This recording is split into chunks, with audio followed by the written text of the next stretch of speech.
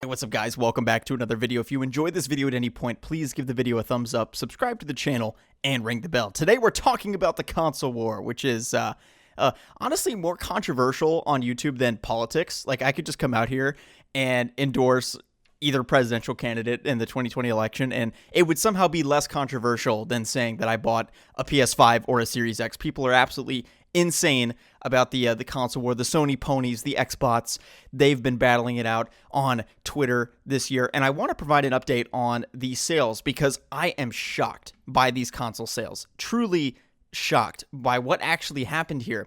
I'm about to go over what happened in terms of console sales so far, but I don't think you're going to be able to anticipate this and what really happened. So I'm just going to get right to the chase and tell you what happened here. Xbox outsold the PlayStation in the United States. The favorite console of the United States by market share is the Xbox Series X. Now, of course, this is a narrow margin. The market share is 50% to 49%. But I thought that Xbox was going to they were getting destroyed. I thought they were getting obliterated. But it turns out in North America, Microsoft, which makes sense, it's a North American company, whereas Sony is a Japanese company. But, they've dominated North America. So Mexico and the United States have gone heavily, not heavily, but they've gone towards Xbox. And Canada is just barely more PlayStation in terms of sales with the PS5 over the Series X. But what gets interesting is when you look at India and Sweden and Western Europe, like Germany, it is almost all PlayStation sales. Almost all PlayStation. Literally in India, 91% of India, which has a population of over 1 billion people, has been PlayStation. So, Microsoft sold approximately 14 Xboxes in all of India.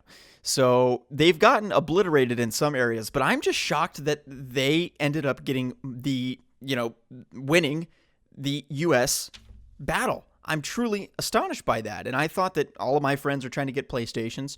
A couple factors can relate to this. One, I know friends like Dustin, who's a big avid gamer, was a big fan of Xbox. And he had said that he was trying to get Xbox over PlayStation. And I was like, dude, why? I mean, PlayStation has all the exclusives. They have Naughty Dog. They have Insomniac. They have all these great things. And he talks about how, he is truly, a huge gamer. I mean, he is the biggest gamer person that I know in terms of his interest in games, how many games he's played. He's an expert of the industry and everything, and he's just played a whole bunch of games.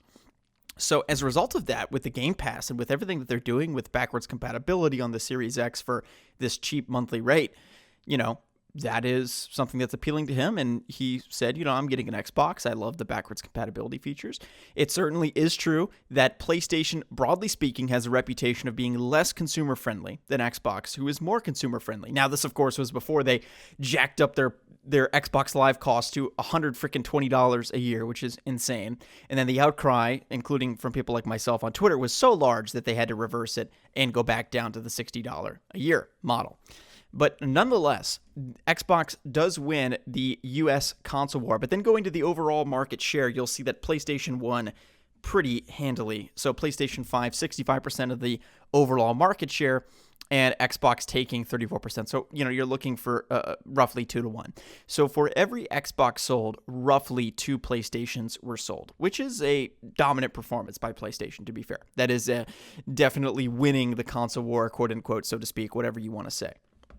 But with Xbox, they had a very precarious launch. I mean, you have to realize that they had one launch title, the new Halo game. That game was delayed, and then they pretty much had nothing. There was no launch title, and that Halo game is now, who knows when we're getting that. And, they're working on a couple of other games. They have their typical suspects of first-party games that they're making.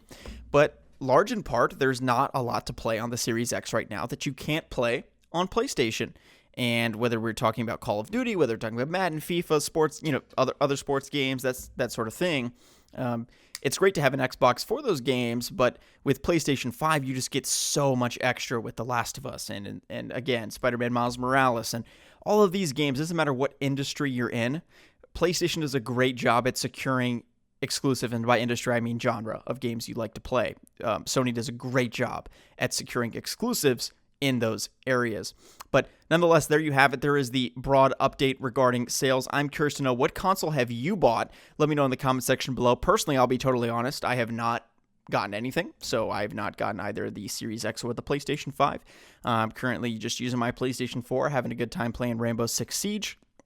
I'm definitely excited to get the consoles, but not in a rush. I'm waiting to see that price drop and go from there. So yeah, I mean, I'm a YouTuber and I'm in no rush to get them. And for me, it's a tax write-off. So I definitely don't think that anyone should be in a huge rush to grab one. The current consoles work just fine. I think that once we get to a point wherein you have to have those new consoles to play games, then that's one thing. But I mean, even Gotham Knights is going to be coming out on the old gen consoles.